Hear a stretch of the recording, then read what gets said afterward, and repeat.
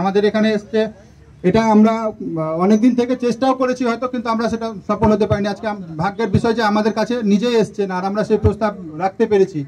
আমাদের এখানে গ্রামের যে মানুষদের যা পরিস্থিতি হতো, ছেলেমেয়েরা পড়াশোনা করতো, অথচ যারা বেশি পড়াশোনা করতে পারতো না তাদের জন্য কোনো প্ল্যাটফর্ম পাওয়া যেত না। তারা এরকমই অযথা বাড়িতে বসে থাকতো। তারা হয় লেবারের কাজেও যেতে পারতো না, কিংবা বড় চাকরিও পেতো না। তারা তো বেকার পড়ে থাকতো।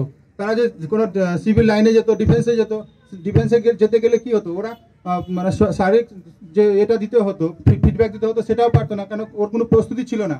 তারা মানে ফিজিক্যাল এতে মারপিট খেয়ে যেত, অনেক সময় হয়তো রিটেনে ব্যাক হতো, চলে আসতো।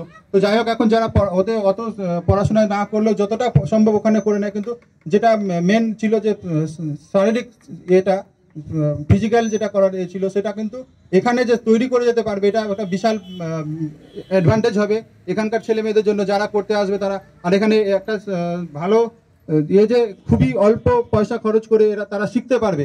আমার পঞ্চায়েতের প্রধান হিসাবে আমার গোটা অঞ্চলবাসীকে এটা অনুরোধ করছি আমি, যে যাতে যেগুলো ছেলে মেয়ে ইচ্ছা করছে করার জন্য বাড়িতে না থেকে তারা যাতে আসে এখানে, অন্ততপক্ষে ট্রেনিংটা নেয়, ট্রেনিং নিজের মানে শরীরের জন্য, শরীর ঠিক রাখুক।